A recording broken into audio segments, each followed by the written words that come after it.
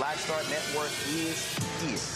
Hold no punches! I'm real revolutionary right now. Black power. Support this man, Black Media. He makes sure that our stories are told.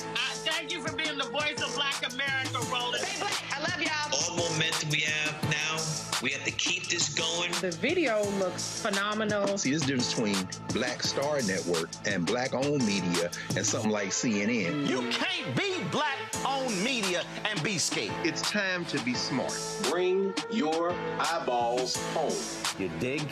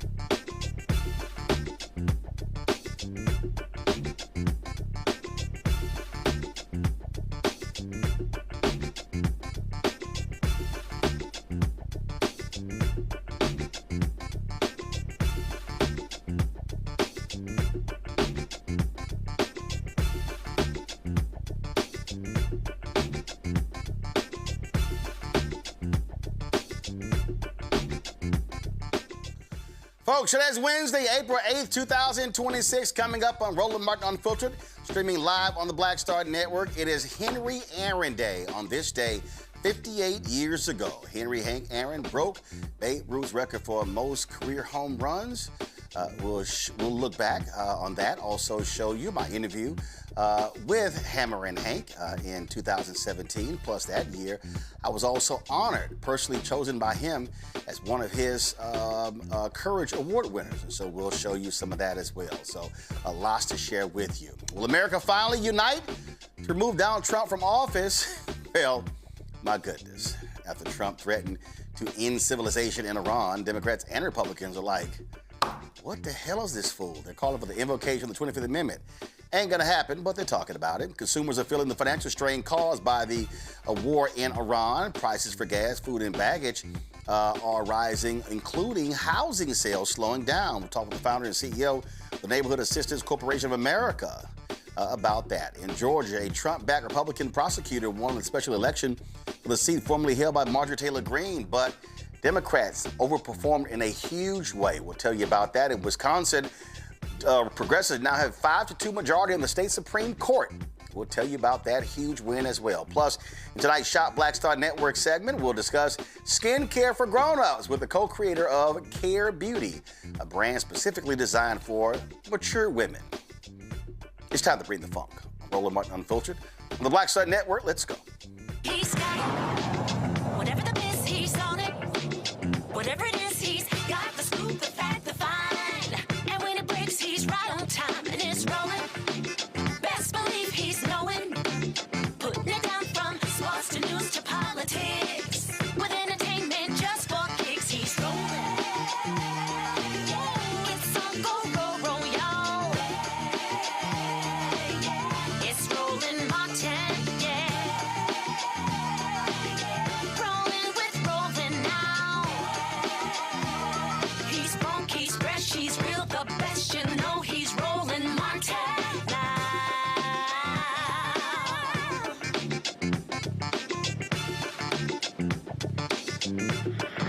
Martin. All right, folks. Well, the twice impeached criminally convicted felon in chief Donald Trump. Remember he talked about, he's going to end civilization and bombing Iran. Then announces, we got a 2-week ceasefire. Yo, Iran has been straight up trolling this idiot for the last couple of days. Now, of course, they're claiming, we have this ceasefire agreement. And then the agreement that he claims that, the 10 points from Iran, pretty much, we got it, we're almost there. Iran's like, we didn't agree to that. Y'all, it is so crazy how this fool has gotten played. And of course, you have Democrats and Republicans who say, what's going on? Connecticut U.S. Senator Chris Murphy tweeted, if I were Trump's cabinet, I would spend Easter calling constitutional lawyers about the 25th Amendment. This is completely, utterly unhinged. He's already killed thousands. He's going to kill thousands. He's going to kill thousands more. California U.S. Representative Ro Khanna had this to say: we need to invoke the 25th Amendment and remove Trump. Threatening war crimes is a blatant violation of our Constitution and the Geneva Conventions. He also posted this video calling on the removal of the convicted felon-in-chief. Listen.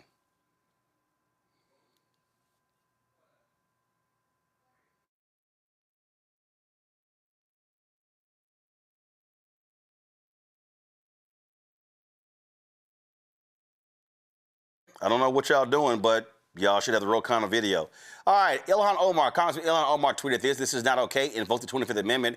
Impeach, remove. This is unhinged. This unhinged lunatic must be removed from office. Representative Sylvia Garcia chimed in. She said President Trump's threats isn't just intimidation. He is openly calling for war crimes. As a Christian, I'm calling for peace. As an American, I'm calling the Republicans and the Congress to act immediately. Donald Trump is unfit to be president. He must be stopped. It's time for the 25th Amendment. This war must end. We need diplomacy, not bombs. We need peace, not war. Even some Republicans weighed in. Former Congressman Marjorie Taylor Greene said, 25th Amendment, not a single bomb is dropped on America. We cannot kill an entire civilization. This is evil and madness. But let me tell you what's also madness, y'all. When you have people like the idiot Megyn Kelly. Now, mind you, this is the same idiot Megyn Kelly who said, I don't care if Donald Trump drops a nuclear bomb. I'm still going to vote Republican. That's what she said, okay? But now all of a sudden, Megyn has some issues with what he says. Listen to this, y'all. Roll it. Now, as you can imagine, that post did not go over well with the Iranians or with many Americans. I mean, I don't know about you, but I am sick of this shit. I'm sick of it. Can't he just behave like a normal human? I mean, honestly, like the president, 3D chess, shut up. Fucking shut up about that shit. You don't threaten to wipe out an entire civilization. We're talking about civilians just casually in a social media post. You know, like I am the first to try to understand Trump and his strategy and to not freak out over his weird social media posts and language that is loose and incendiary. Truly, I've lived with it for 10 plus years. I learned it the hard way when I was on the receiving end of it for 9 months. And truly, I think that was a gift to me in many ways because it helped me really come to understand what he does with his social media. But this is completely irresponsible and disgusting. This is wrong. It's wrong. He should not be doing it. I don't care that it's his negotiation tactic is to kill an entire country full of civilians, men, women, and children. An American president so that the Strait of Hormuz will be opened. It's just wrong. It's not hard to say it. It's not hard to recognize it. I wish he would stop doing this. Like, he can't negotiate without doing this. What does that say about him? What does that say about the position that our country is in right now in these negotiations? He's got to say this. He can't be a dignified, strong leader without threatening a bunch of war crimes. Like, what is he, Genghis Khan? Like, what is he trying to do? And why can't he do it with strength, threats? Sure, go for it. That don't diminish and demean the United States of America in this way. Okay. Seriously, Megyn Kelly, you can go to hell. You voted for this. Megyn, do we need to remind you, you stood at rallies with him, pushing folks to vote for him. You knew he was nuts. You knew he was crazy. You knew he was insane. There is nothing in that post of Donald Trump that is different from him descending down escalators talking about rapists and killers from Mexico. Nothing. There's nothing since 2011 when he was pushing the birther conspiracy. But you supported that, Megyn. You voted for it.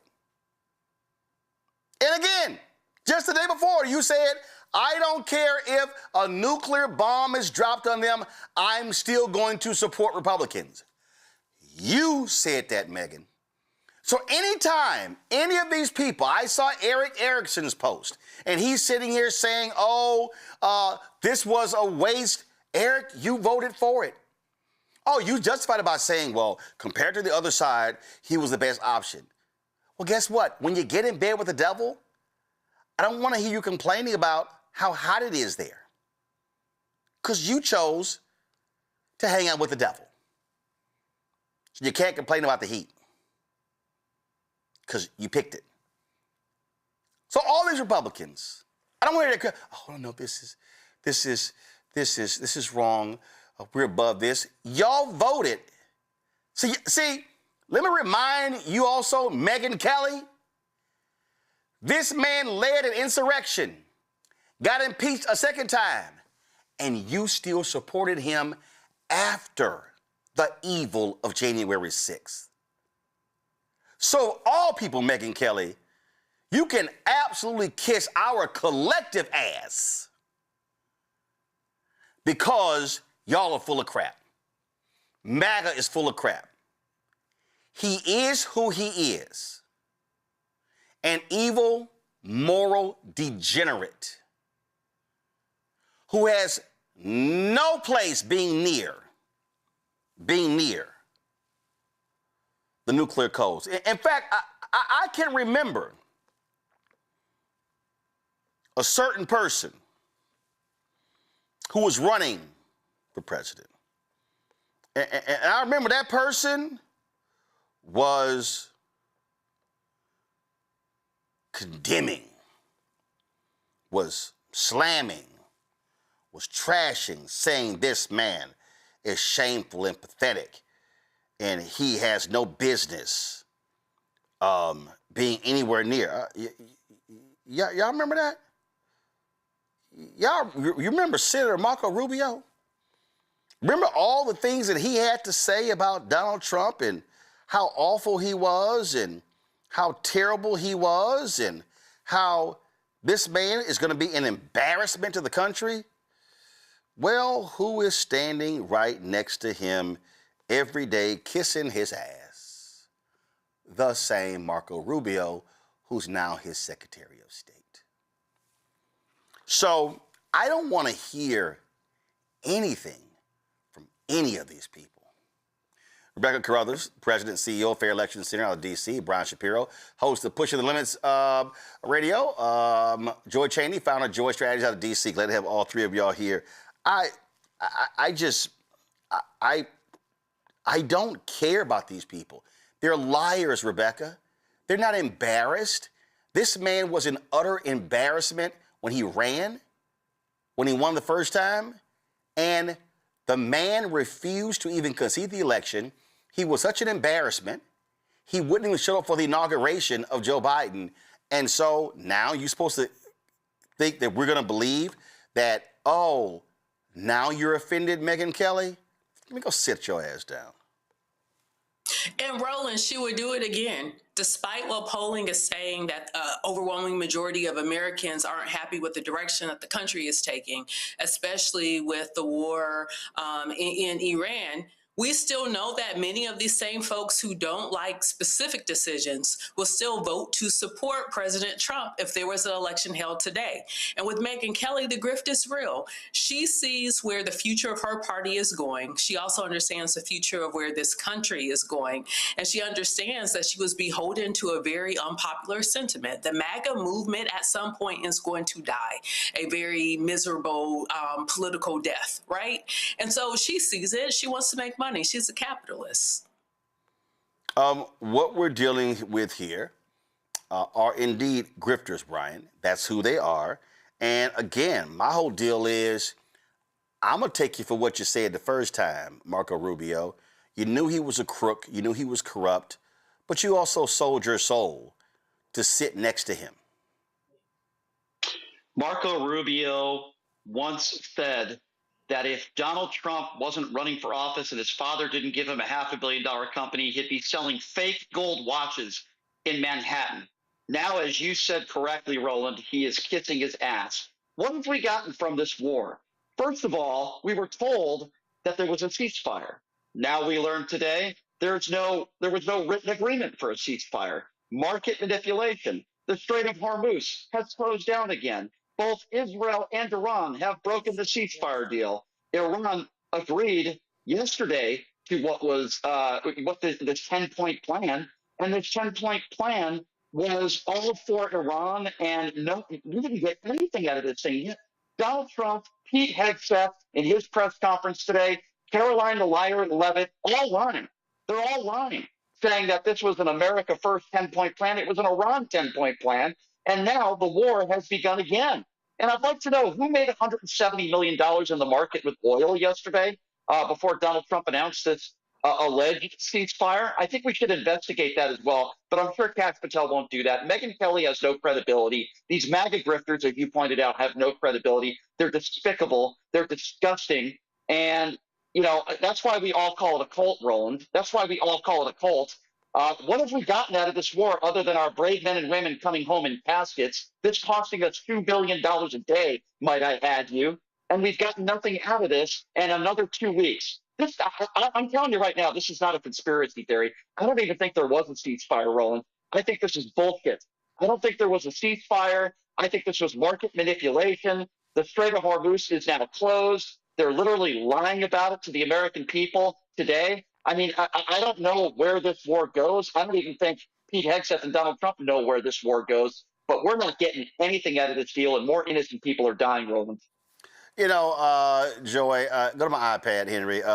Charlie Gasparino, right-winger, CNBC, New York Post, he tweeted, Trump, this is yesterday, Trump just announced a 2-week ceasefire. If they open, and they will because they have nothing. Who were the dopes who talked about war crimes? And so I responded, I said, Trump has announced many things. How do we know if this is true, Charlie? Trump lies about lies. He responded, Roland and Martin's laughing, no, Charlie Gasparino, you're the joke, because you actually believe that fool. We all knew no one believed the ceasefire was real, and Iran is sitting here laughing. And now it's like, oh, Iran's 10-point plan, And it's amazing. The so-called deal looks amazingly like the one Obama had already negotiated, except for this one gives Iran more than even that deal. But this is supposed to be Mr. Art of the Deal, the great negotiator. Iran is going to have more money after this, right, than they had before, because now people have to pay to gain access more than they were doing before, differently, because there was a deal in place. And this is what Donald Trump consistently does. He tears things down. He creates a crisis to distract from the last crisis. And then he has to create a solution. And then he says, look, we created a solution. But then when you look at the fine print, it's not really a solution. It puts us in a worse position than we were to begin with. Right? And the only people who've somehow made money are his people. Everyone else loses. Donald Trump has once again done what he's done with many of his companies, completely made a mess of things. He is a walking, dangerous disaster. The reason we were talking about war crimes is because what he was tweeting about or truth socialing about is considered a war crime.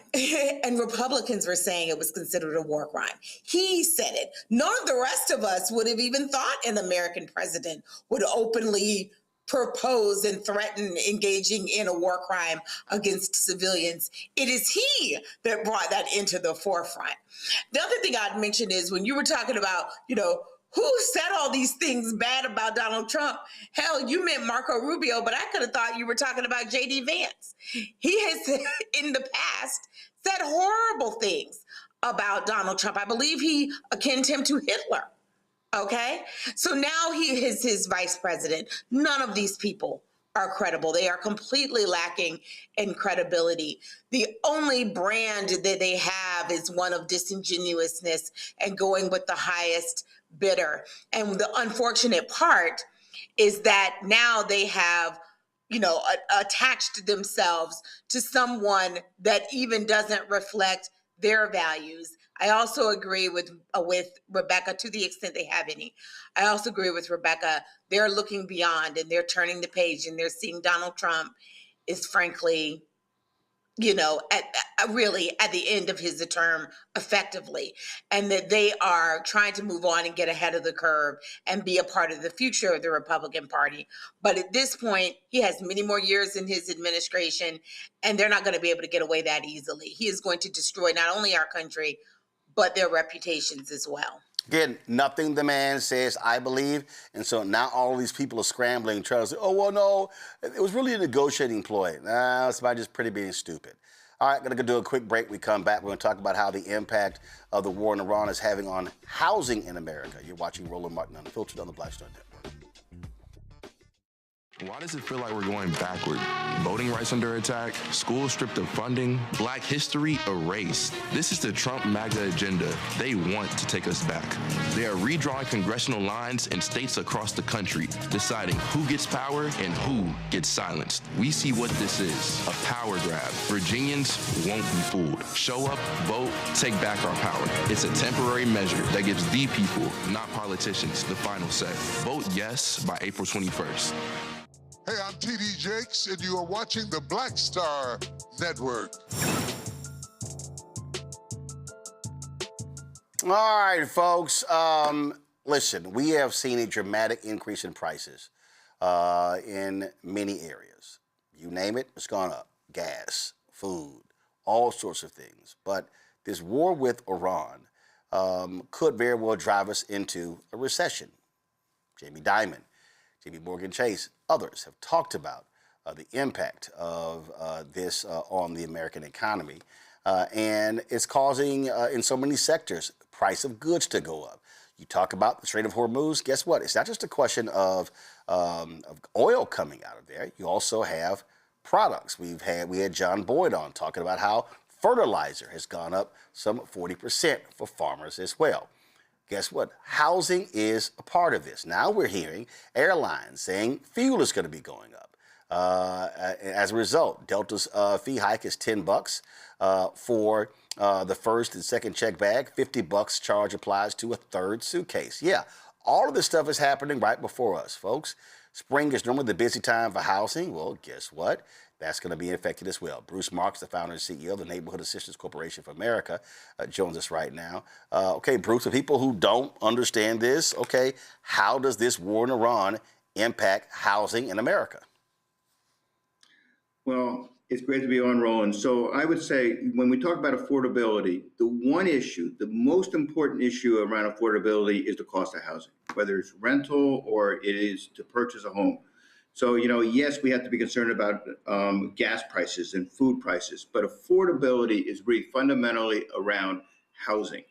So when you look at it, since the war in Iran, that interest rates have gone up between 0.5% and 8%, and that's a significant impact on people buying homes. And but the one issue out there that is a bipartisan issue is the cost of housing, and that's where there really is an opportunity to bring down housing costs for people purchasing and for people renting. Okay, and one, obviously interest rates are one thing, but even those building homes, their supplies are increasing, which is going to impact prices. But if you look at, yes, you have to be concerned about the cost of the resident. Looks like, all right, what's up with Bruce's signal? Look, we have an issue with Bruce's signal. So let me know we got the signal back. And so it dipped in and dipped out there. All right, Bruce, can you hear me? Yes. All right, so the beginning of that question, we lost your signal. So go ahead and repeat your answer. Sure. So we can talk about, the building of the housing, and that's clearly important, and the cost is going up. Absolutely. But look, we're losing more homes to these Wall Street landlords, Blackstone, Invitation Homes. Many of these Wall Street landlords are buying up residential properties, stealing the dream of affordable home ownership, and people are generating wealth for the already extremely wealthy and stealing that dream. So like we just did a big event, Roland, in Atlanta. We had over 9,000 home buyers come through the NACA Achieve the Dream event over 3 days.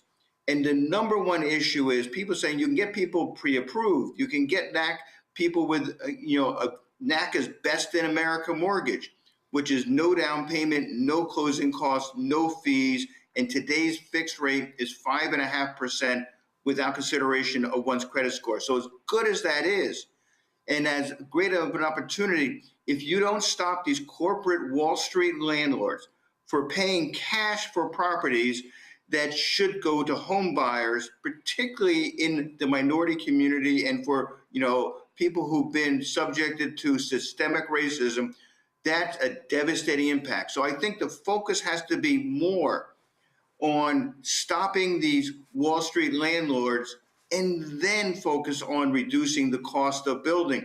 And even President Trump has said that he wants to prevent these corporate landlords. So him and Senator Warren are frankly taking the lead in doing that. And we got to push through that legislation both on the federal level and on the local level. But here's the deal, Bruce.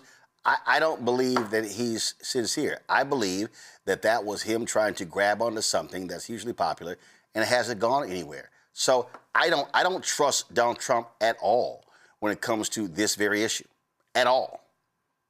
And I would agree with you, but I would put I wouldn't just put that I'm not defending Donald Trump. And I agree that it hasn't gone, but I would put that on re-elected officials across the board. You don't see the Republicans or the Democrats standing up to these Wall Street investors. So I think, but from a grassroots point of view, what you saw with what Donald Trump does, he understands, as does Senator Warren, that this is a grassroots issue that, both parties have to pay attention to. And you see neither party standing up, taking on these Wall Street, investors out there. Get them to do that, and they didn't do that either. So on this one issue, Roland, I would say it's a pox against both of the political parties. Yeah, I mean, it's a real thing. We've talked about it on this show. I want to bring in my panel right here. You know, Brian, I remember being on CNN in 2009 when the deal was cut with Wall Street. And I criticized President Obama then. I said, if there was any time that we had to fix Wall Street, it was now. They had no choice. There was nothing else they could do. They needed the federal government bailout. And he made a decision to stand them up because he did not want to see the economy recede even further. Right. But that was the time to fix it. And what ended up happening, they talked then about toxic assets, and that was mortgages. We bailed them out. They then said, cool, we're going to take this money, shore up our bottom line. I remember Citibank was trading under $1 or something like that. Said, we're going to shore up our bottom line. They held onto those homes. And then when the market recovered, they just decided to start selling off units of 25,000 or so to private equity. And I remember it there in Nevada, in Arizona, other places. And so if you actually had the money, you were like, man, we can get our first home. You can't compete against those Wall Street entities, and they're becoming even more pervasive. And something should be done. Unfortunately, it is not. Yeah, and you know, Roland, I look at the Biden administration, and we know for 4 years Republicans were blaming Joe Biden for high gas prices. Let me tell you something. It wasn't Joe Biden's choice to become president during a global pandemic, and it certainly wasn't Joe Biden's choice for Vladimir Putin to invade Ukraine. But as I said, for 4 years straight, Republicans blamed Joe Biden for high gas prices. By the way, they were headed in the right direction to the point where Joe Biden left office. But now, all of a sudden, this was a choice. I think all of us could agree on that. Donald Trump made a choice to go to an ill-advised and I would argue illegal war. But now, all of a sudden, we can print money. And gas prices, it's patriotic to spend $6 a gallon for gas. Somehow now it's patriotic. Well, let me tell you something. It's not patriotic. Not at all. And it's interesting because they want to take away Medicaid, which they have for 20 million Americans. They want to take away government programs like food stamps and other programs away from Americans because we need to conserve, right? Where are all those Doge people now? We're spending $2 billion a day on this war. Gas prices are through the roof. But those same people that were blaming Barack Obama, that were blaming Joe Biden, now all of a sudden it's okay. Roland, these are some of the biggest hypocrites on the planet. It's despicable. It's disgusting. This was a choice. And Democrats always seem to have to pick up the mess every single time. Barack Obama did it coming out of the George W. Bush economy, which was horrible. Another ill-advised war, no weapons of mass destruction. And Obama had to get us out of that hole. Joe Biden did the same thing after Donald Trump's first administration. And now it appears as though, and let's hope that a Democrat is going to have to do it again. And I repeat, this is important. This was a choice that Donald Trump made to go to war in Iran. It wasn't Joe Biden's choice taking over as president during a pandemic, but it's never cause and effect with these Republicans when a Democrat is in office. But then when it's somebody's choice, they're okay with printing money. Again, the biggest hypocrites on the planet, Roland. The thing here, Bruce, that I think yes. Go ahead. But let me just add this. I think the Democrats have to be more than just being anti-Trump.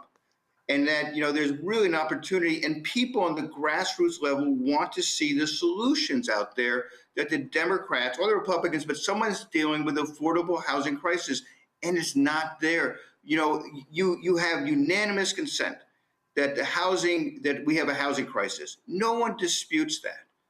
But you tell me out there, what are the actual solutions? I mean, we put forth legislation in Georgia called the NADA Act, Neighborhood Ownership, Transparency, and Accountability Act. So that will limit what these Wall Street landlords can own. It will hold them, it'll make it transparent so you can break through the LLCs.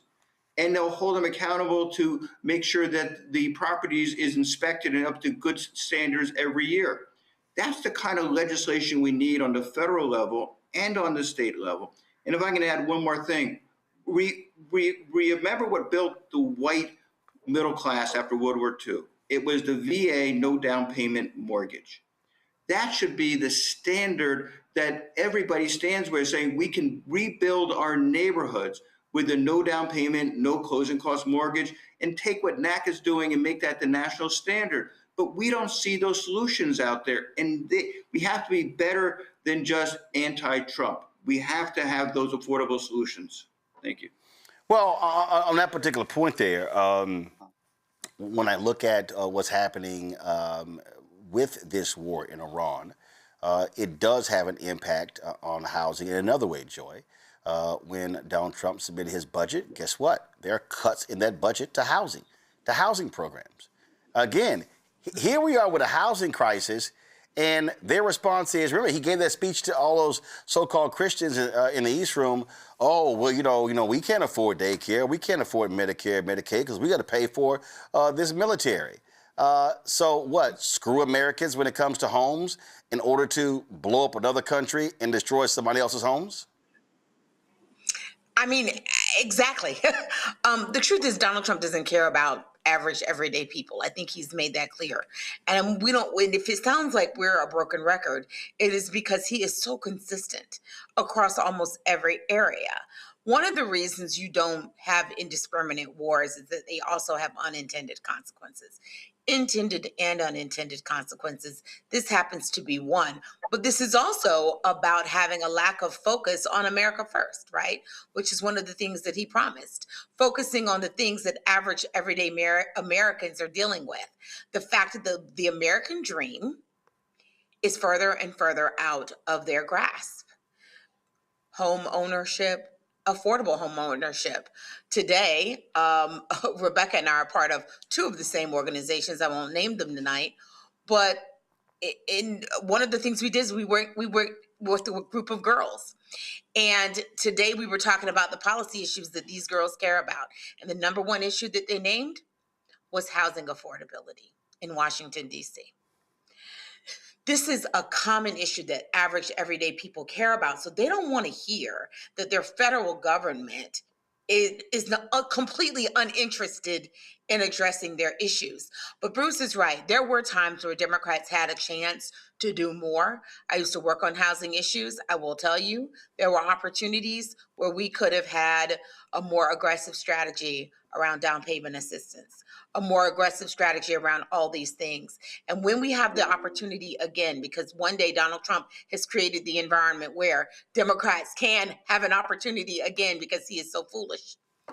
When we have an opportunity again, we must be Trumpian in our desire to push for the things that we care about and that we know the American people care about. We have to have an affirmative strategy. They need NACA-style assistance. You should not have to have a wealthy parent who left you money or have some large signing bonus to get a down payment in this country. Bruce, now obviously the budget is submitted by the White House, but Congress has its own priorities. And I'm quite sure you're going to have Republicans and Democrats say, no, we're going to keep the money in the budget for housing. Hopefully. So what you're seeing now is like just in the last day or two, the House has zeroed out the counseling budget for HUD's housing counseling program. So that's one of a number of things that are being cut. But the fact of the matter is, I think we have to also look at the silver lining. The bad news is he's undermining government. He is, hollowing out government. But there's an opportunity to really do things in a better way than was done before. So, for example, we are working with people with a Section 8 housing choice voucher, and to use that voucher for the mortgage payment. And so in 15 years, someone with a Section 8 is able to own their house free and clear without the dependency of the Section 8 government assistance.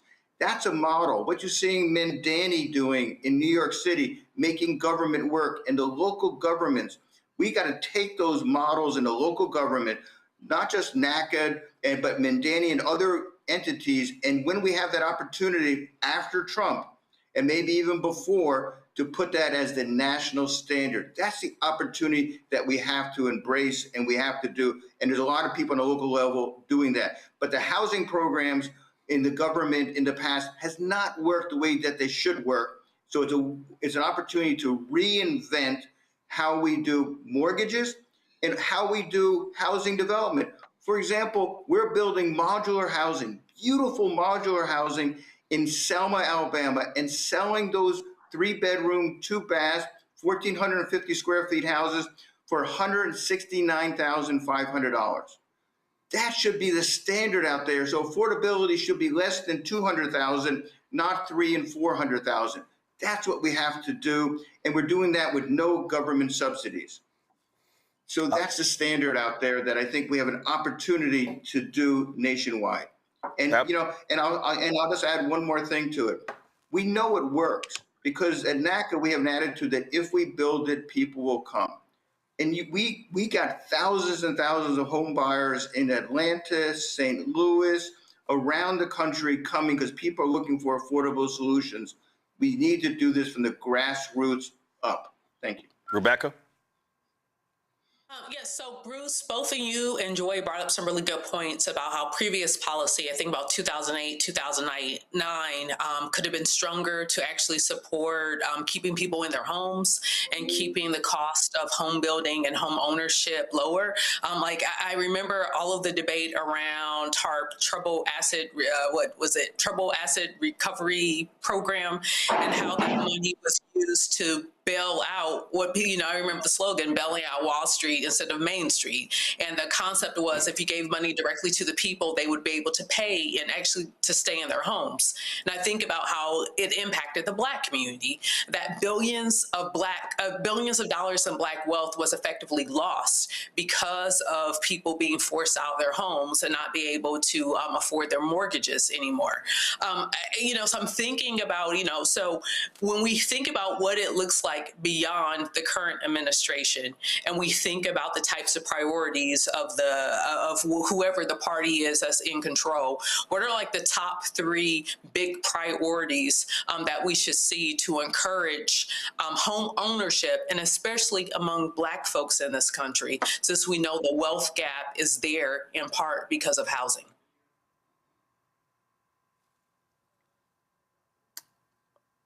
Bruce, are you still there? Bruce, did you hear a question? Yes. Sorry, I was just trying to turn on the lights here. Don't worry about it. Just go ahead and talk. We got you. Go ahead. Okay. Yeah. So that opportunity is there. I mean, but we have to be really clear. During the Obama administration, so much. There were over 3 million. Over 3 million. Homeowners, overwhelmingly people of color, who lost their homes through no fault of their own during the Obama administration, where he was criticizing, where he said it was a responsibility for both the homeowner and the investors. So the fact of the matter is, the programs out there, we know what works. We know it's a huge issue out there, and that we have to implement those on a massive scale. I mean, I don't understand why we have nonprofit developers out there who are charging $300 a square foot to build homes. And that's the focus of the Congress. I'm sorry, excuse me. And we need to be able to, with NACA is showing a model where we can build homes for less than $100 a square foot. That should be what we can do on a national level. All right. Bruce, I appreciate it. Look, it's a huge issue, and we certainly hope to see lawmakers do something about it. We certainly appreciate it. Thanks a lot. Anytime. Thank you. All right, folks. Got to go to the break. We come back. Today is Henry Aaron Day, 58 years ago. Hammerin' Hank, Henry Aaron broke Babe Ruth's career record, 714 home runs. And we come back, we'll honor Henry Aaron. And that's why, of course, you see me. Y'all know I'm an Astros fan. I only rock H-Town. So you only see me wearing 2 people's jerseys. Of course, Hank Aaron, number 44 for the Braves, April 8th, and then April 15th is Jackie Robinson Day, so I'll be rocking his Dodgers 42 jersey. So we'll talk about that, and I'll also share an interview that I did with Henry Aaron a few years ago. You're watching Roland Martin Unfiltered on the Black Star Network. Support the work that we do. Join our Bring the Funk fan club. If you want to contribute via Cash App, use a Stripe QR code. You see it right here. That's for credit cards as well. Check some money order. Make it payable to Roland Martin Unfiltered, P.O. Box 57196, Washington, D.C. 2003 7-0196. PayPal's R Martin Unfiltered, Venmo RM Unfiltered, Zelle, Roland at RolandSMartin.com, Roland at RolandMartinUnfiltered.com. We'll be right back. Protect your mind. I love you, son. And your mother. More than anything. And I'm gonna keep doing the best I can to prove it.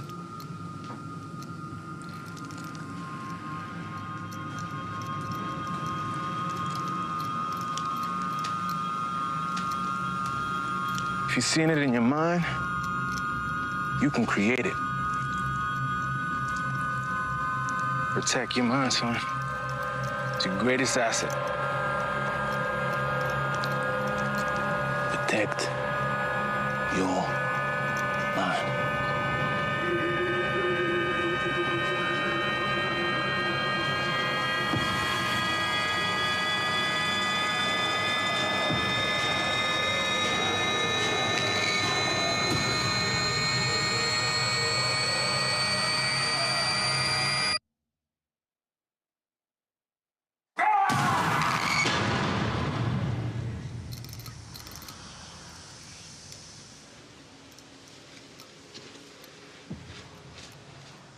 Virginia, we are counting on you. Republicans want to steal enough seats in Congress to rig the next election and wield unchecked power for 2 more years. But you can stop them by voting yes by April 21st. Help put our elections back on a level playing field and let voters decide, not politicians. This is the responsible thing to do. Help us chart a better path forward, Virginia. Vote yes by April 21st. With medicine and science under attack, I want to keep you and your family informed and healthy. I'm Dr. Ebony Hilton, and I knew at the age of 8 that I wanted to be a doctor. So I studied hard and became the first African-American female anesthesiologist hired at the Medical University of South Carolina since its opening in 1824. And I always say I was made into a doctor, but I was born to be a mom. And as a new mom, wife, sister, daughter, and friend, I understand how frightening a medical crisis can be. I care for individuals on some of the worst days of their lives, and it's my mission to provide you with a safe space to gain clarity on issues affecting your mind, body, and soul. I recognize that there are health disparities, particularly as it pertains to race, and I want to help bridge the gap between you and your healthcare providers. Join me every Thursday for Second Opinion on the Black Star Network, where each week I'll invite experts from various medical fields to share the latest health news. We'll discuss topics such as the vaccine debate, mental and sexual health, medical bias, infertility, menopause, andropause, nutrition, and aging. Together with my medical colleagues, we aim to provide you with a second opinion. Don't miss it, Thursdays only on the Black Star Network. MAGA Republicans ended diversity programs, cut funding for Black students, and fired federal employees. And they won't stop there. Now, they've redrawn congressional maps so that they can rig the November elections. But we have the power to stop them. By voting yes for fair elections, we have the final say on who represents us in Congress. This is a temporary measure to restore fairness. They are not backing down, and neither can we. Make a plan to vote by April 21st and vote yes for fair elections. How you doing?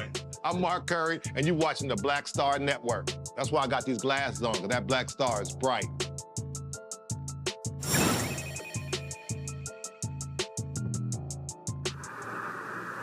And stay a professional and pitch his game. 1 ball and no strikes. Aaron waiting, the outfield deep and straight away. Fastball is a high drive into deep left center field. Buckner goes back to the fence. It is gone.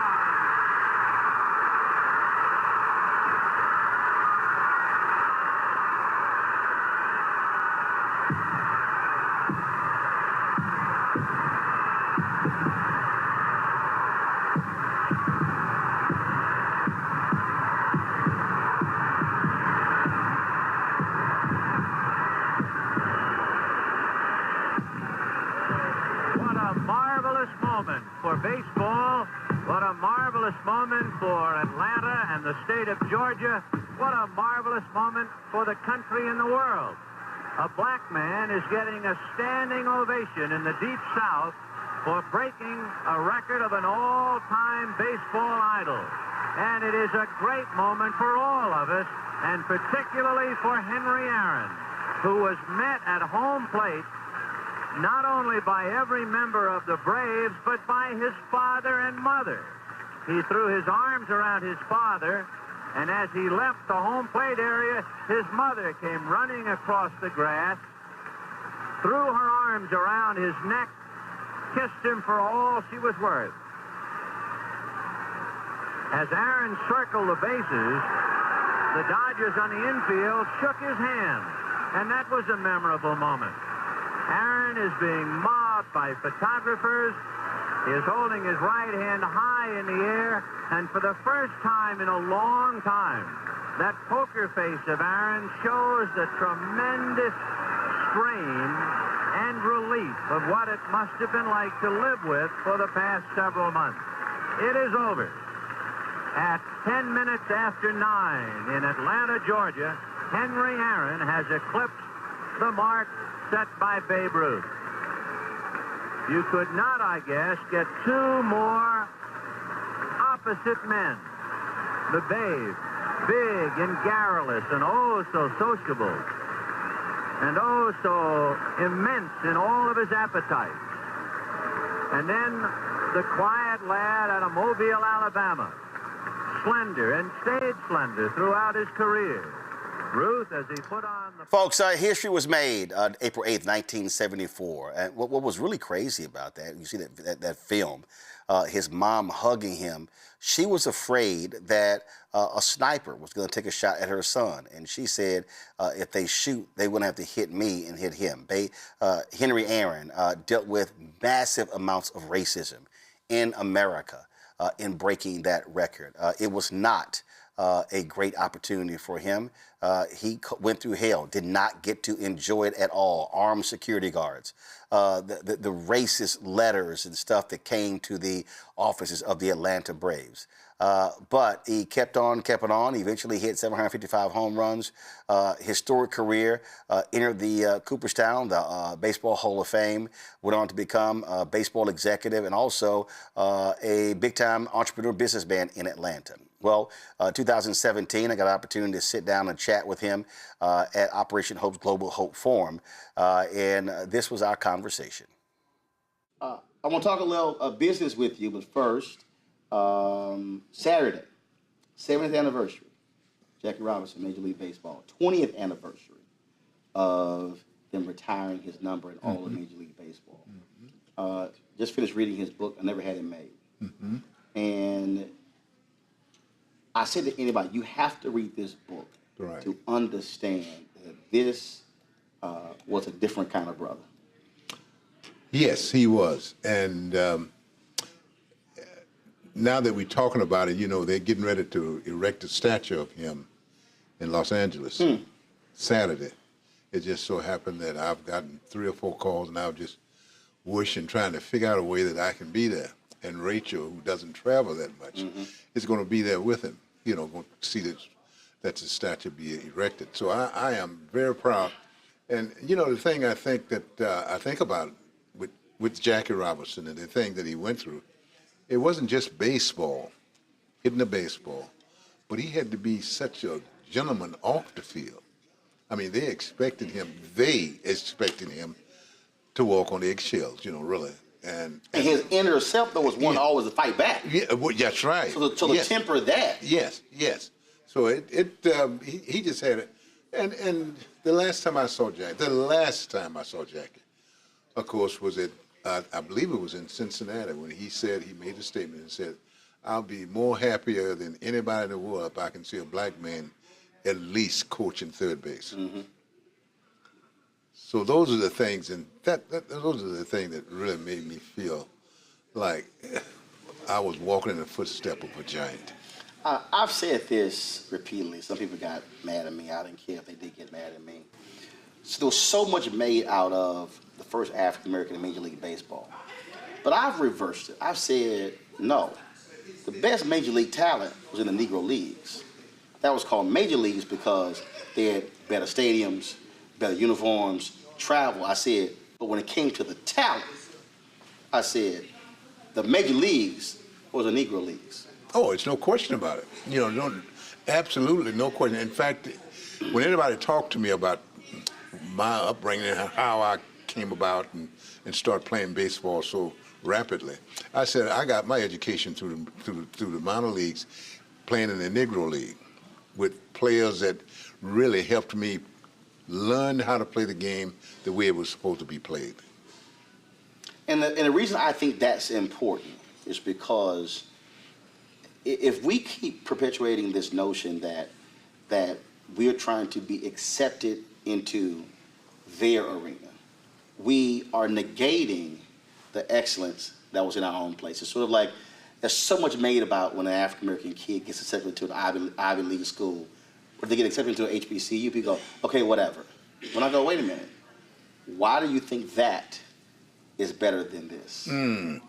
Well, actually, baseball was a dull game before we started playing. And when I say we, I'm talking about people like Jackie Robinson, Campanella, and Newcomb, and all of them. And then along came, of course, our guys like Maury Wills and et cetera, who really put some excitement back in the game. Baseball was just a game like hit a baseball, Babe Ruth hit a baseball, stay at first base, hit another base. It was like that. It was really, to be very honest with you, it was a very dull game compared to what it was later on when those players came along and really put some excitement back in the game. It's kind of like, I guess you would kind of say that it was kind of like boxing until Muhammad Ali came along and really started showing and putting a little pep into it.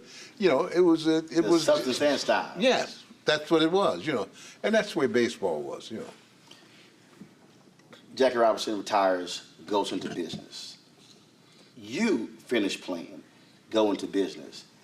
Folks don't talk about the reality of how sports legends also began to break barriers when it came to the business side. Because up until the early 1970s, African Americans were not allowed into corporate America.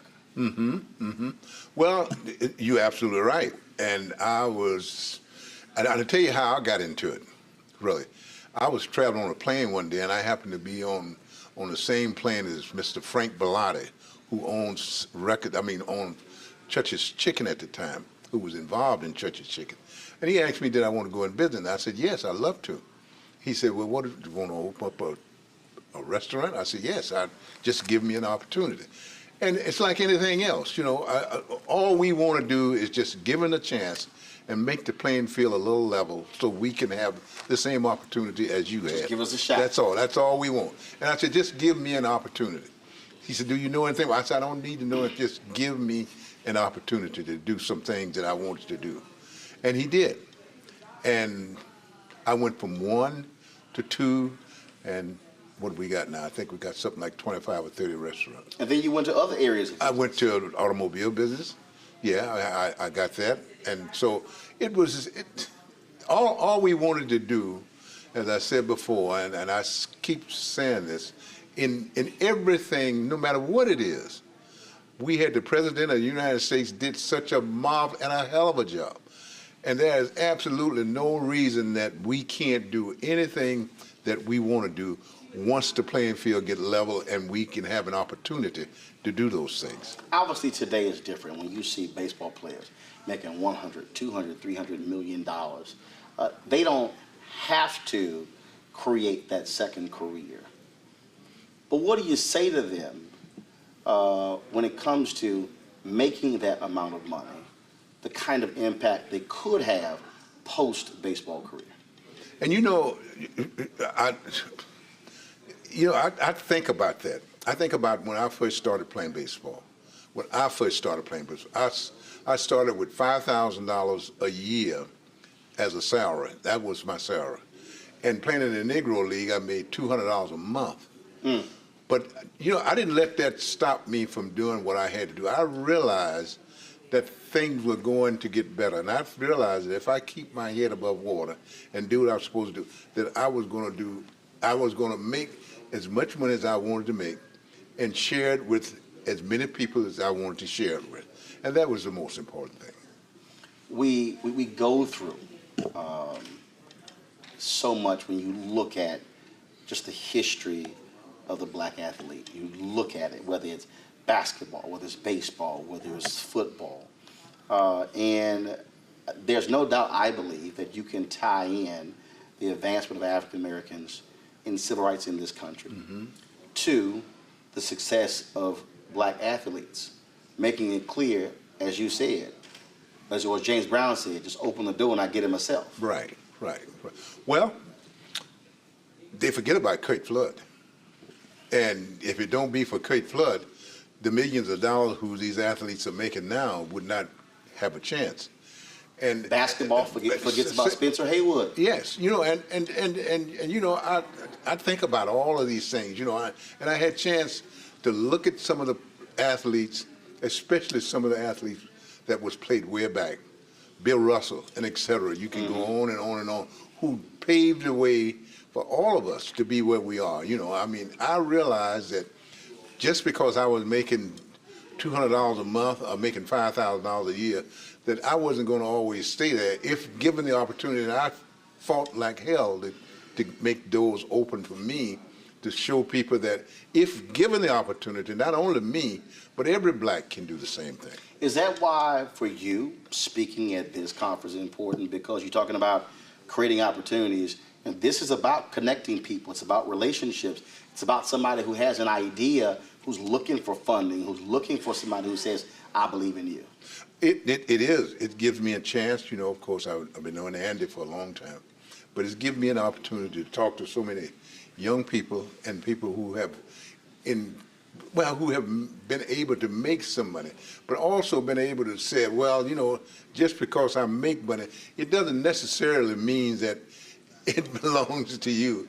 You have to learn what we have to do. And I say this, I think the most important thing is that we have to learn how to share. We have to learn how to share whatever our wealth is, you know. I mean, if we make $10, we ought to learn how to split that down and share it with others. And that's what I like to do. Do you miss the locker room? Do you miss mixing it up, the relationships? And have you ever been able to replicate that?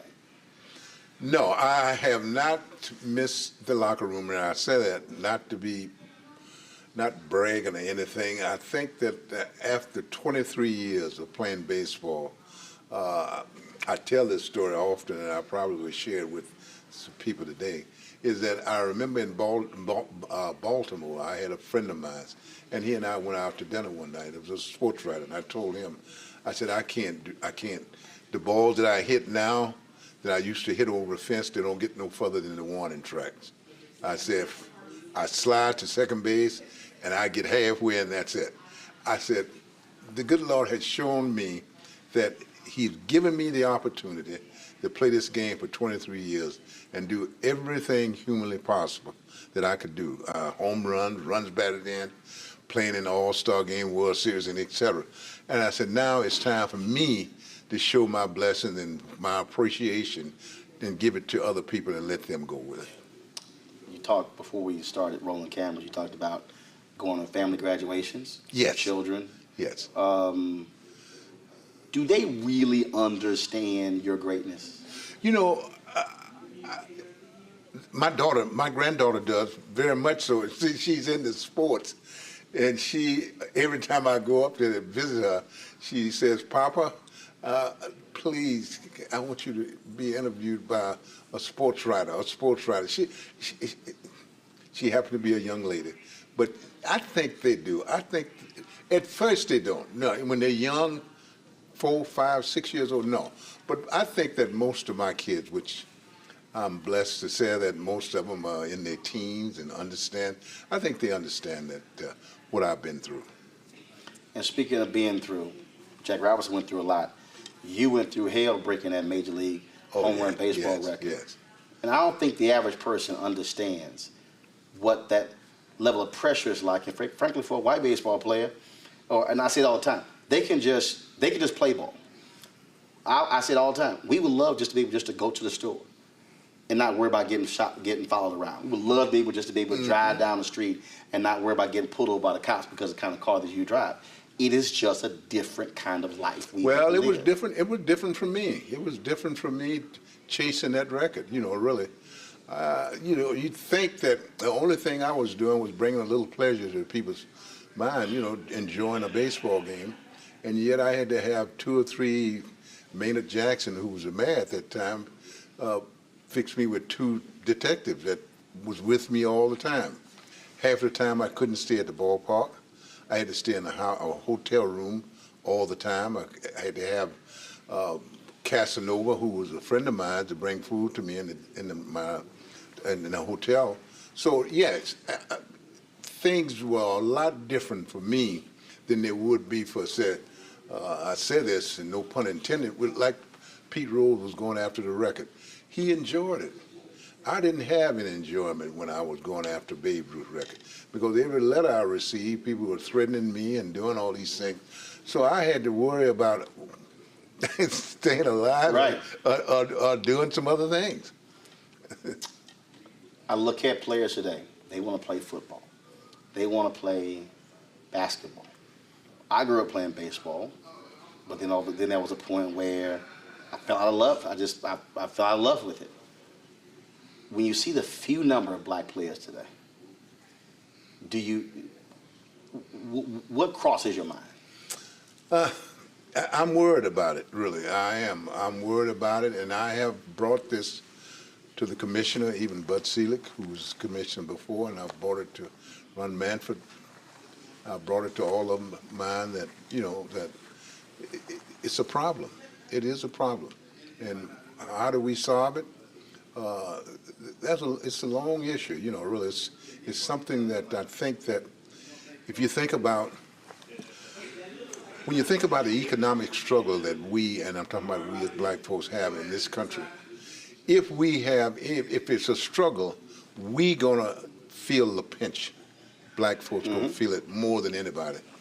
And when we talk about baseball is a very, very expensive sport, because you have to have the right field to play on, you have to have the bat to play with, the glove to play with, and if your mother and father is not working to do these things, it can't do you any good. So I think that I just like to. I don't know what I can say to say that I hope that in the next few years that we can see more blacks playing this game. There's a kid out there right now, cannot hit home runs, can't steal bases, can't do any of those things, but they can be an entrepreneur. They can be a CEO. Your advice for them? I think that the thing that I tell most kids, most young people, that's in fact, if they don't want to play baseball, there is things that they can do. The most important thing, I think I try to tell all kids, that there is no shortcut in life. Make sure that, if you want to play baseball, take it one step at a time. Some people can jump over a double-A ball and get to the major league, or you can do things the right way. Now, if you want to go into business, you got to treat people right.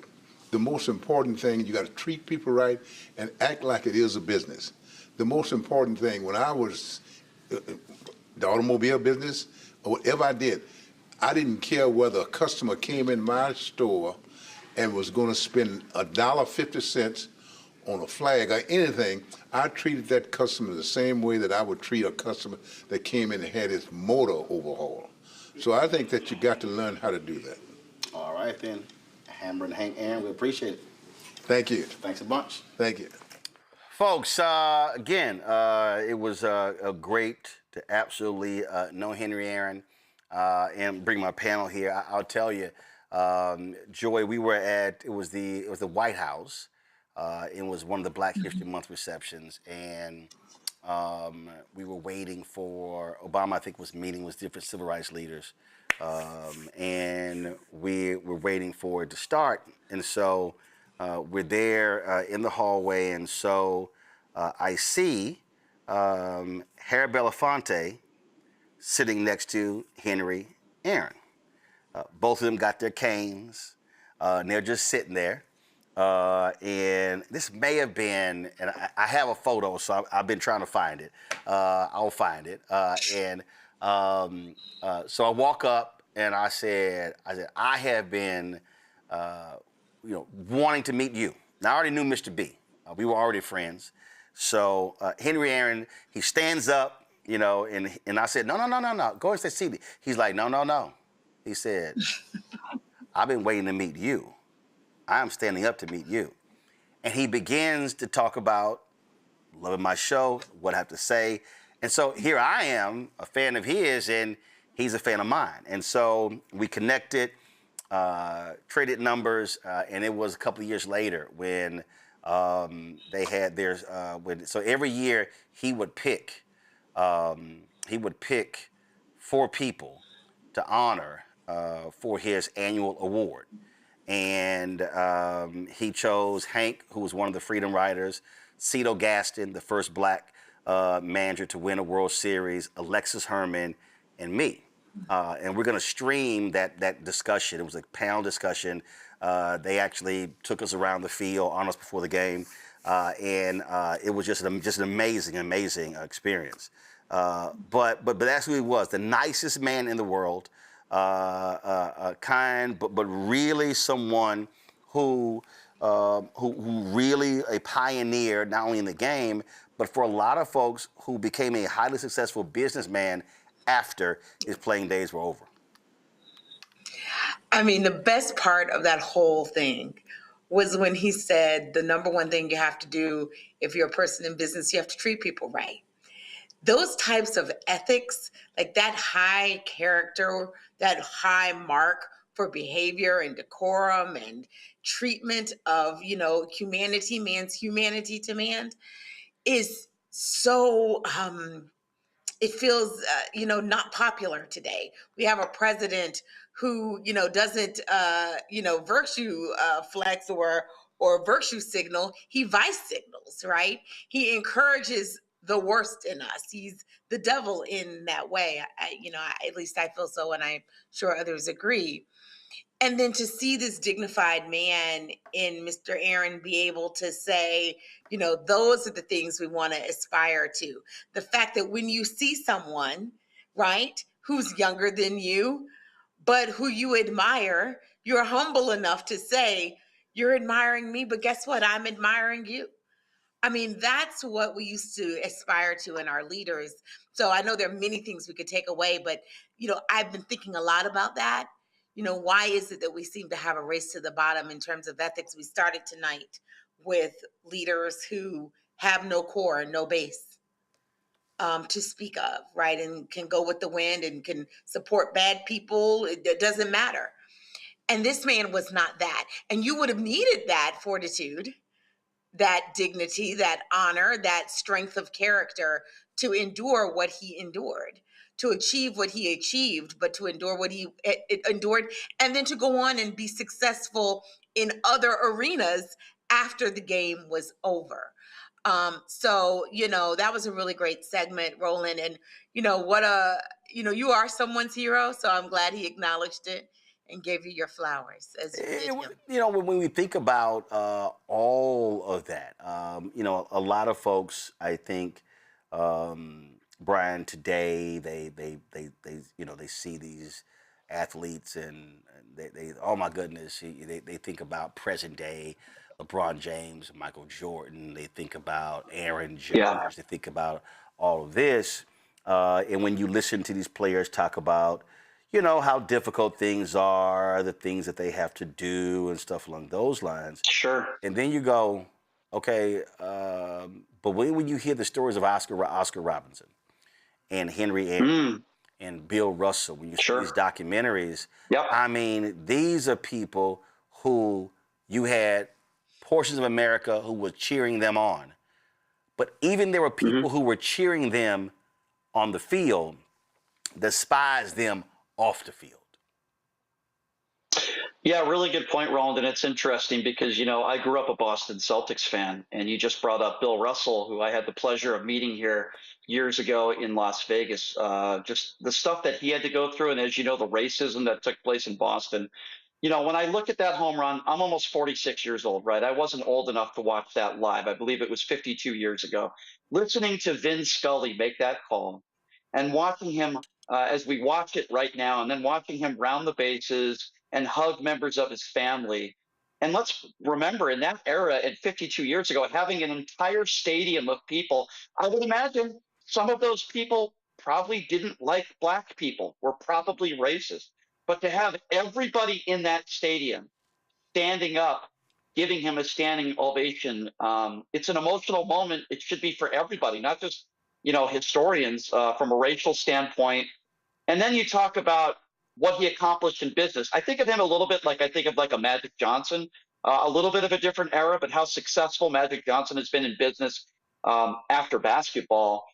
But I just watching that moment, it was very rare back then, and you think of all the people that he paved the way for, not just in sports, but in business as well. A legend. Here's what I'm very grateful for. Besides what we've already discussed here, is that at least he was able to see the first black president. Right? He passed away, I think, 5 years ago, Roland, if I'm not mistaken. Yep. He was able to witness the first black president, which is so awesome. And at least he was able to watch Joe Biden defeat Donald Trump. I'm grateful for that too. I'm so jealous, Roland, that you were able to have that relationship with him. What a wonderful man. And watching that home run, I haven't watched it in a little bit. It brings tears to a lot of people's eyes. And what an incredible moment. One of the most historic moments, not just in sports, but when it comes to race as well, and how it collides with sports. It really was a special moment, and I really enjoyed that interview you did with him. I thought you did a great job. Well, I'm gonna make you slightly more jealous, Brian, and I'm gonna okay. I'm gonna make you slightly more jealous. Somebody who you mentioned who was also a fan of mine, who I got to meet, who when I first met him, he went, "I know you," and that was Bill Russell. And Bill Russell. Wow. Bill Russell was also famous for he not signing autographs. And when he didn't like that. well, he not always. So not always. So he. Can I just say? Can I defend him real quickly though, Roland? Hold on. I want to show you this. I want to show you this. Hold on. Make sure this is connected. And this is cruel. No, I'm just saying. When he mentioned, I was like, "Oh God!" I was like, "Should I?" This man is about to cry on TV. I was like, "Should I do it?" Okay, I'm gonna go ahead and do it. So Russell, so Brian Russell again. He was not. He was not always about signing autographs. But when they republished his book, "Go Up for Glory." His wife also hit me up. I know his daughter as well. And this came in the mail. Actually it popped up. Let's see if we get it back. This came in the mail, Brian. And I right here. Hold on, man. Why's the connection not staying? Hold on. See, they don't want me to be right. They don't want me. Okay, I think we got it now. It keeps popping out. So it came in the mail, and he actually sent me an autographed copy of that book. So Bill Russell did not like signing autographs, but he did sign. He did sign, and it's crazy. It stays up, and then it goes off. All right, we're going to show it in a minute. Go ahead. Let's see. This will stay up now. Let's see. Or will it pop off? What's wrong with my HDMI line? There you go, Brian. There it is. Bill Russell. Wow. And I hope people go watch his Netflix documentary. It's unbelievable. Rebecca? This history is incredible. Is also the reason why the state of Texas, the state of Florida, the state of Arkansas doesn't want this taught in their schools. The reason why they don't want it taught in their schools is when you think about baseball today, it's typically a lot of white players and then it's Cuban players. There's been a lot of black erasure in baseball. While I'm not the biggest baseball fan, I do remember growing up and seeing Ken Griffey Jr. and seeing Bo Jackson and Deion Sanders and understanding that they were superstars and they played baseball. Obviously, Bo Jackson and Deion Sanders also they weren't just limited to baseball. The reason why I'm bringing this up is like when you think about how expensive baseball has become and has made it less accessible for kids across the country, and that's a shame because oftentimes this country talks about how baseball is such an American sport and it's such a rite of passage. But what's unfortunate is that all kids get to experience that rite of passage and to understand the history of baseball and the excellence of baseball. I'm also thinking about some of my family members who were a part of the Negro League. I didn't realize this growing up. It wasn't until I was an adult and I was able to see those family artifacts and to understand the history that, many of us, across the country, we have family members who were a part of that history as well. Absolutely. And if y'all have not seen, you mentioned Ken Griffey, he is a friend. But if y'all probably missed this, Sunday on NBC, it's probably on Peacock, you can watch it. They had a special called Number 24. So Ken Griffey last year, Ken Griffey is now an accomplished photographer. And so what happened was last year, he got a chance to photograph the Masters.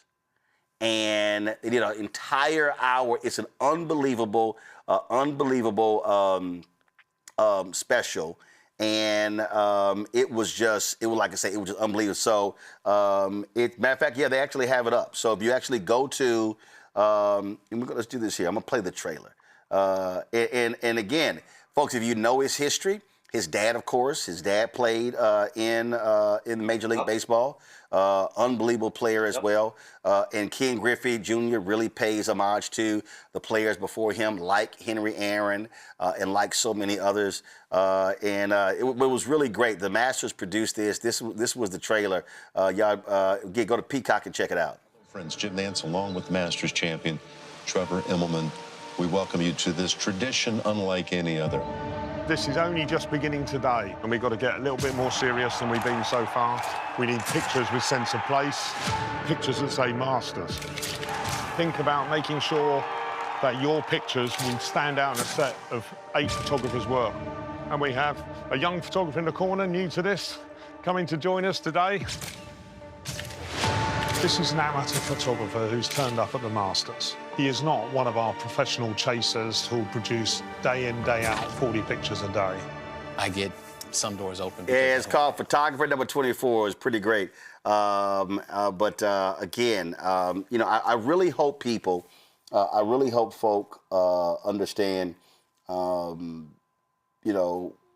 why we do this, why we talk about greats like Henry Aaron, and also why I believe it's important for us to document these stories too, because for too many people, the stories don't get told, and I am a stickler about going back into the archives. We pulled a lot of information. There was a conversation in 2017 between Henry Aaron and Andrew Young at Global Hope Forum. We're going to stream that after the show is over.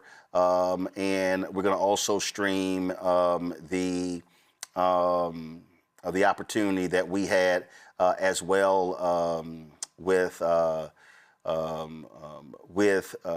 session with the Braves and Henry Aaron, who was sitting front row, and his wife Johnny. And these people, what they endured, what they went through, cannot be overstated. And when I think about present day ball players, every time I'm at the NBA All-Star game, I see Spencer Haywood. I mean, this is the guy who sued. His case went to the Supreme Court and he won. If you are a young ball player today, guess what? Every time you see this man, you should be saying thank you, thank you, thank you. And so this is a good guy.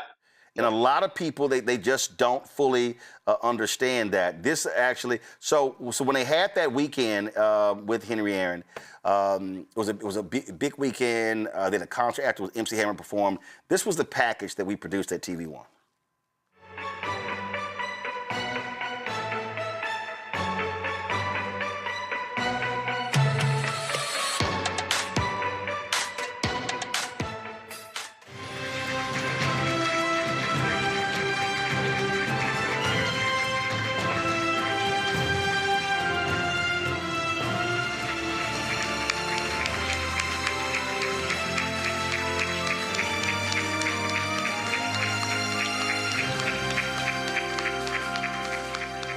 think sports is playing the role it should be playing right now? Sports can't play the role unless the people in sports assume the role. So it's not the role that sports plays. Who's actually playing sports? What is the level of consciousness of individuals who are actually playing the game? If you don't bring the consciousness to the table, nothing is actually going to happen. One of the reasons, as Cito said, one of the reasons you see more players speaking out because the money has changed. Freedom, money also brings freedom. When your checkbook can be controlled, then your mouth and your mind can be controlled. And that's, and I don't care what that is. I mean, I was Cito and I were talking backstage, and you know, I spent 6 years at CNN, and the way I operate, I'm not going to be, there are two things for me. You can be present or you can have presence. I'm not trying to be present. You're gonna feel my presence, even if you don't like it. When I did the Monique show a few years ago on BET, she said, you know, Roland, you know, you say stuff on TV, I'm afraid you're gonna get fired.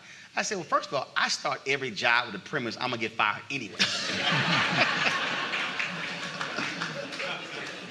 I mean, three things are gonna happen. You're gonna get fired, leave, or you're gonna stay. All right. So I just don't believe being there and saying nothing and doing nothing. How can you talk about what's happening in society if you don't deal with the league, and then you don't deal with the team, then you don't deal with teammates? And so the question is, how do you have an impact? Are you present or do you have presence? And I think what we're lacking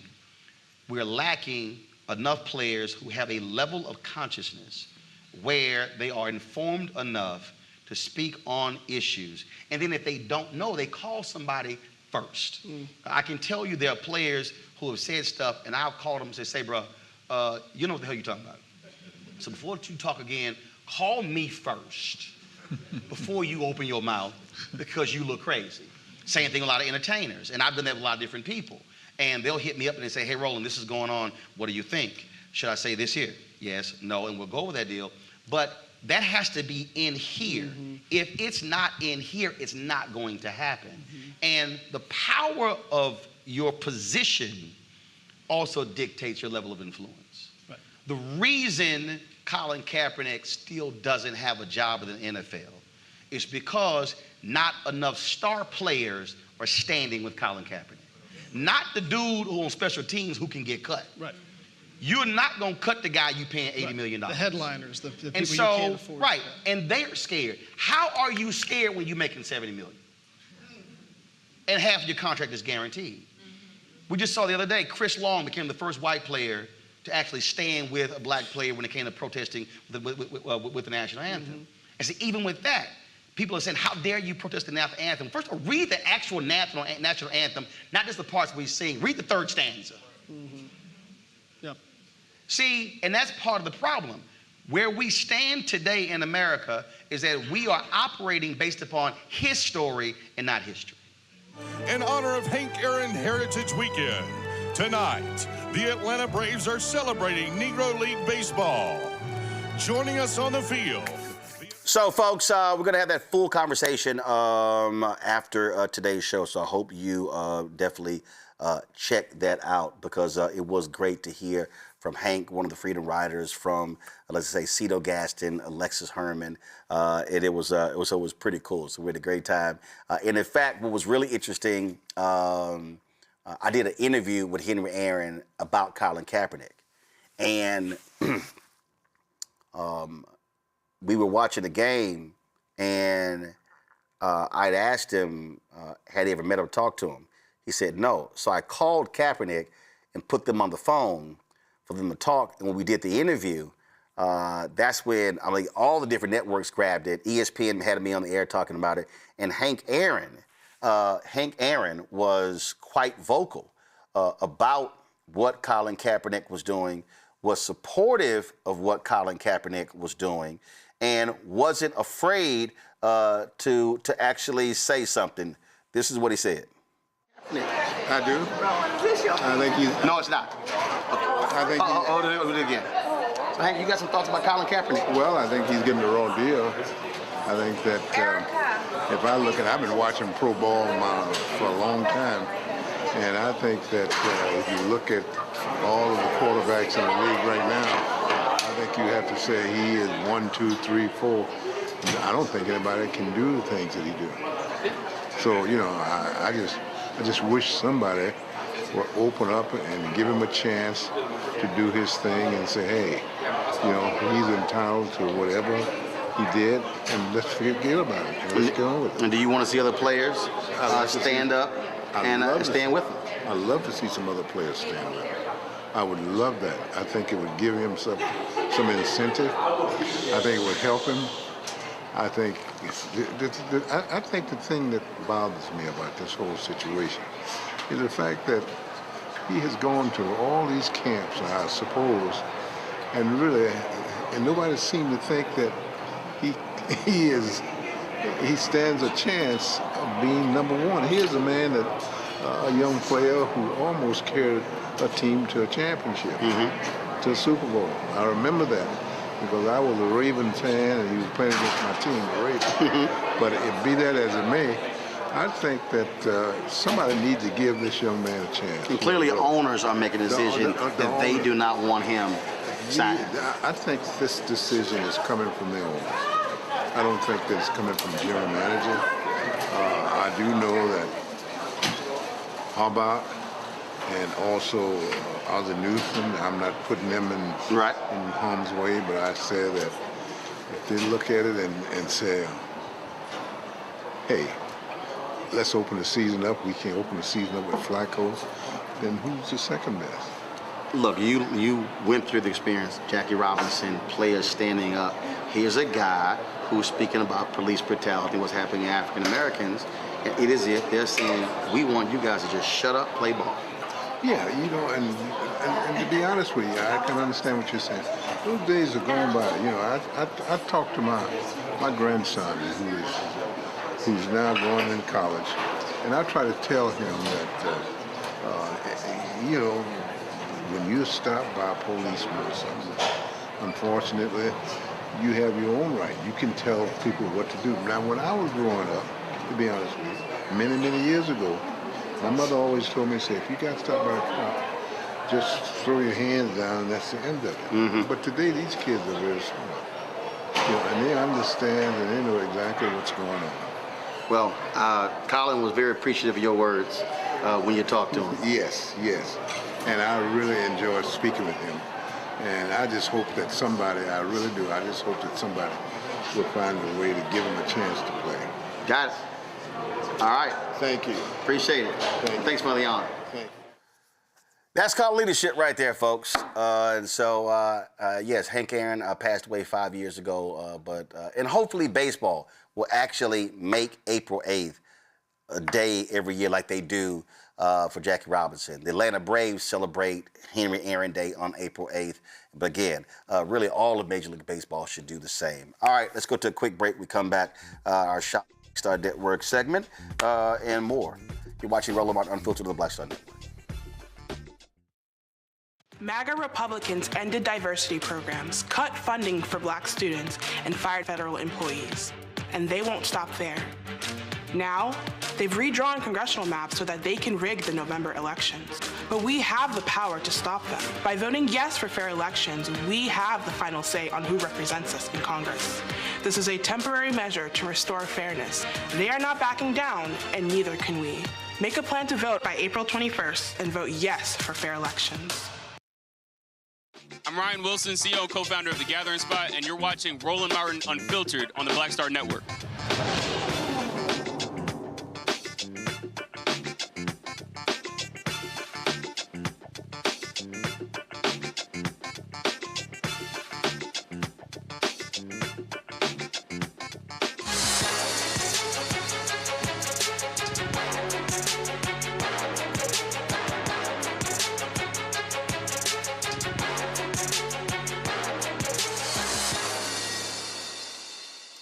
Folks, as we get older, our bodies have different needs. For instance, our skin becomes thinner and drier, which can result in wrinkles. Tonight with the founder of Care Beauty, who claims to have the secret to age-awesome skincare with products designed to keep your skin looking radiant, firm, and smooth. Lori King is the co-founder and CEO of Care Beauty, joining us from New York. Glad to have you here. So, all right, so first and foremost, this is for women, this is for guys. Who is this for? Because I see here we got the grown-up, you call it the grown-up moisturizer. First of all, what does that mean? That moisturizer is for kids or something? What do you mean the grown-up moisturizer? What this means is that this is for grown-ups. This is not for a 20-year-old. How's that sound? So is there something different about the product and how it's made based upon age? Yes. So this is too potent for a 20-year-old skin. What happens in your 30s and escalates in your 40s and 50s is hormone decline. So you have a significant loss of progesterone, testosterone, and in particular, estrogen. And that is a key factor in how our skin starts to pretty much collapse. Okay. And so explain to people how our skin changes when we get older. As we get older and we have this loss in hormones, we start to lose our ability to actually produce more hyaluronic acid compounds in our skin, which is actually like a goo molecule within the skin, like, you know, mortar is to a brick house.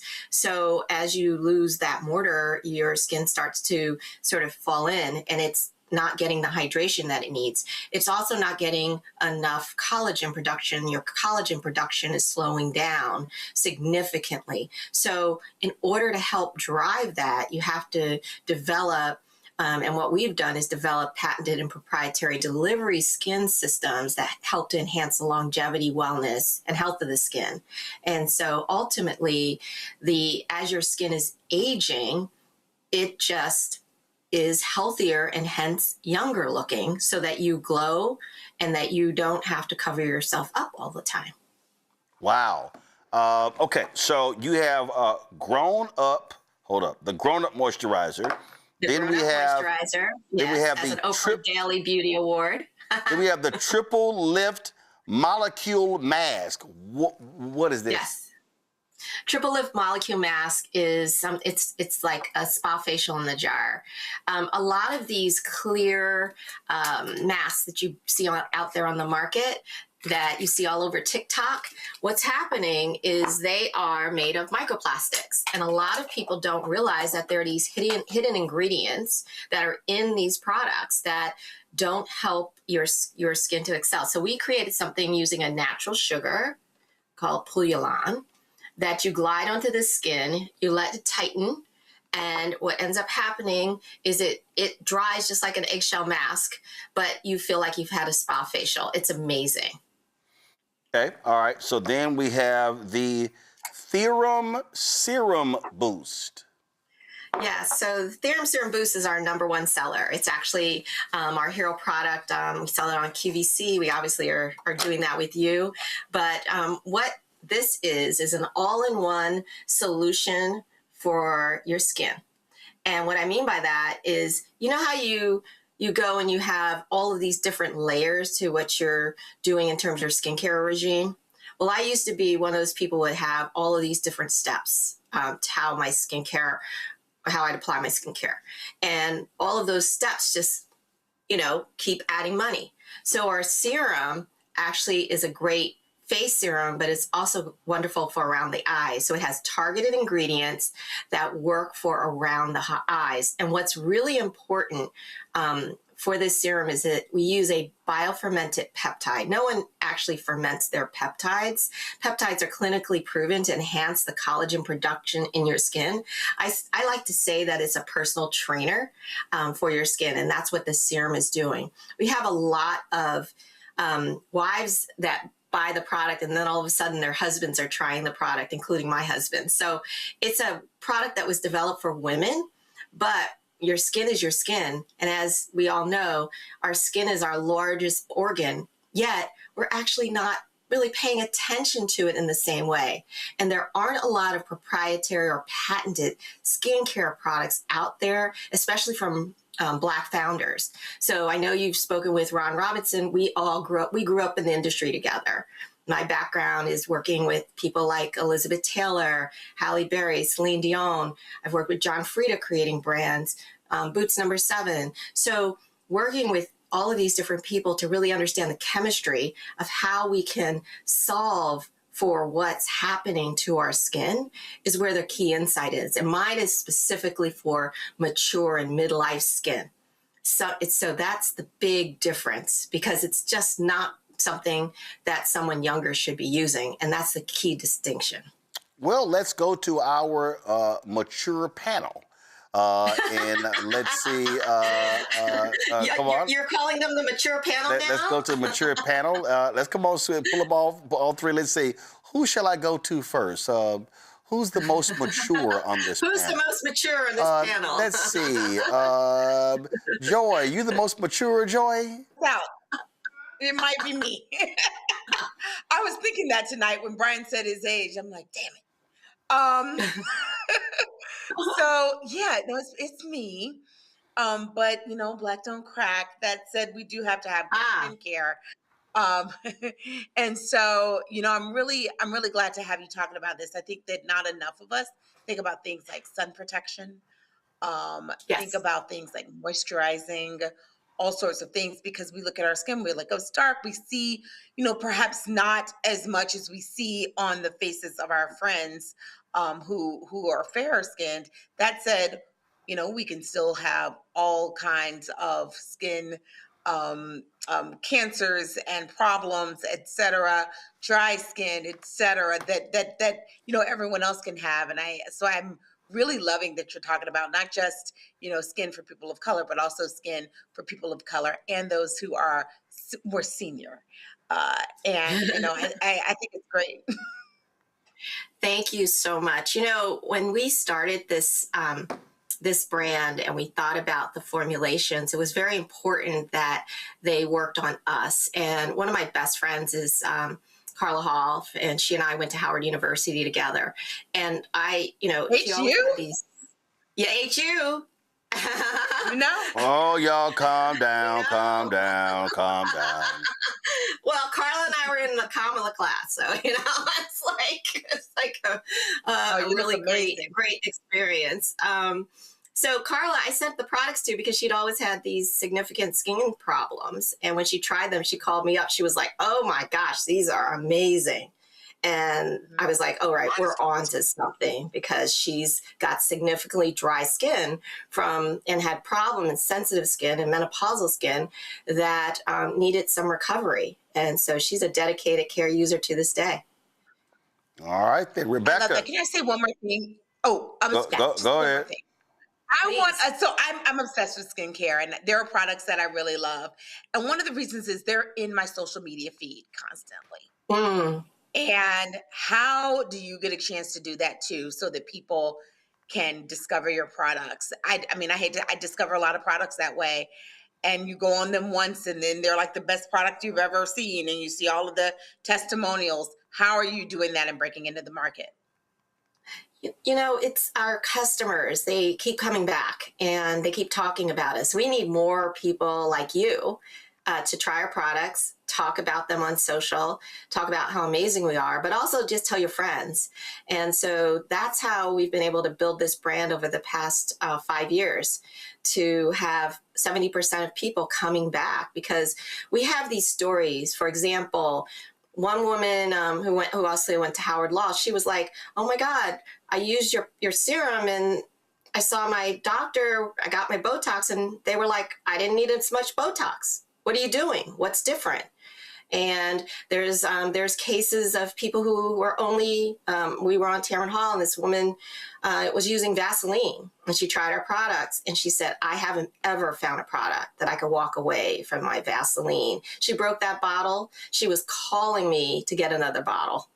And we hand delivered it to her because she was in New York. So those are the types of stories that show the excitement for our formulations and the point of difference. When people try it on their skin, there's a difference because they've been spending so much money on these big names, and a lot of them are actually not differentiated. I've worked at these big companies. I know what they buy in terms of ingredients. We own our formulas. I also buy every ingredient myself. So everything that's in that bottle is something that you can trust. And we use glass packaging instead of plastic. We use aluminum here around the jar because we're being more sustainable instead of plastic. A lot of these things are just important details, yet our price points are still between $50 and $100 in terms of the large sizes. So we're not like the $300, $400, $500 miracles in the jar where you're sitting here going, why am I spending this? It's not really working. Brian. All right. Brian's well, like, what do I say? No, I'm going to blind all of your listeners right now, okay? I am Casper the Friendly Ghost. I'm a very bald white man. I have very white skin. And I did something very stupid the other day. I decided to play golf and not put on sunscreen. Oh, hell yeah, that's dumb. No. Are you serious? Yeah, very, very stupid. I was playing with a friend of mine, and I just forgot. And I'm like, hey, I'm in Las Vegas.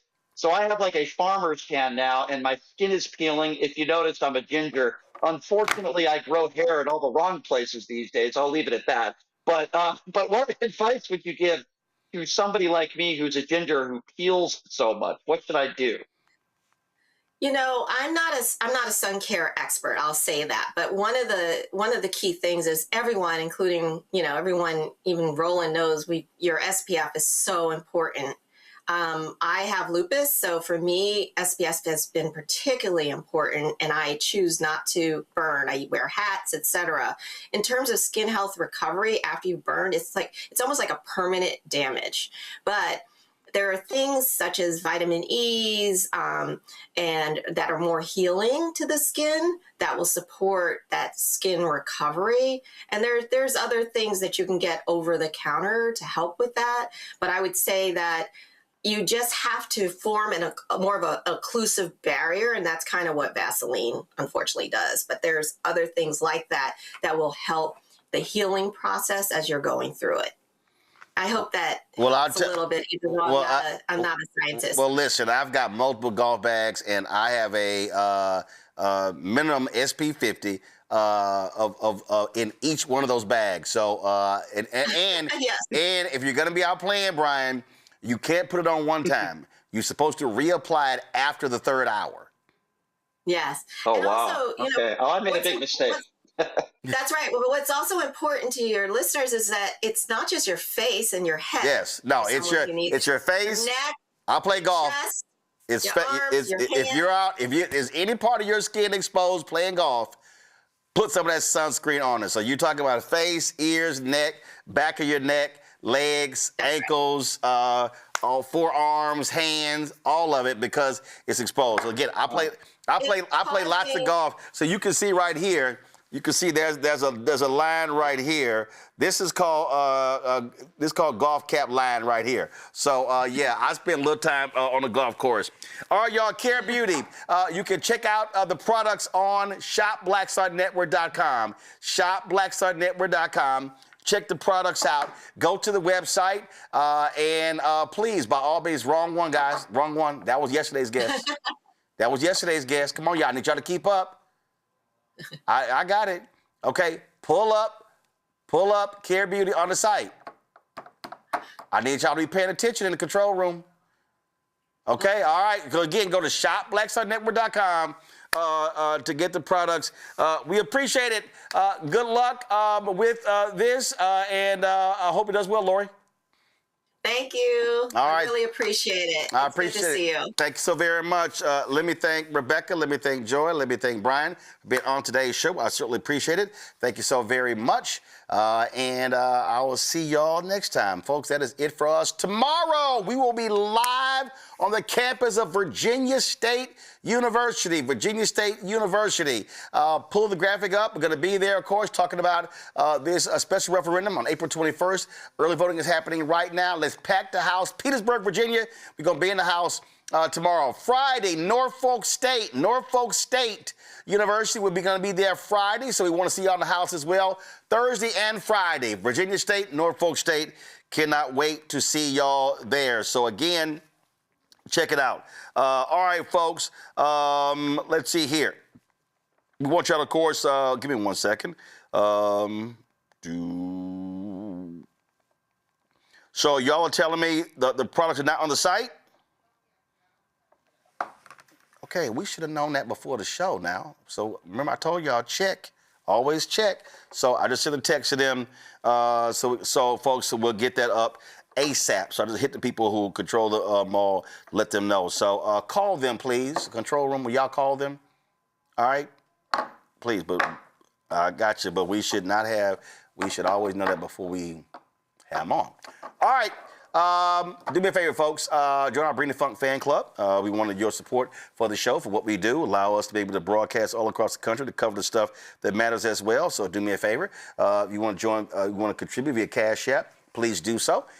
Use the Stripe QR code. You see it right here. That's also for credit cards as well. Checks and money order. Make it payable to Roland Martin Unfiltered. P.O. Box 57196, Washington, D.C. 20037-0196. PayPal is R Martin Unfiltered. Venmo RM Unfiltered. Zelle Roland at RolandSMartin.com. Roland at RolandMartinUnfiltered.com. Don't forget also, download the Black Star Network app. Apple phone, Android phone, Apple TV, Android TV, Roku, Amazon Fire TV, Samsung Smart TV. Also, of course, please, again,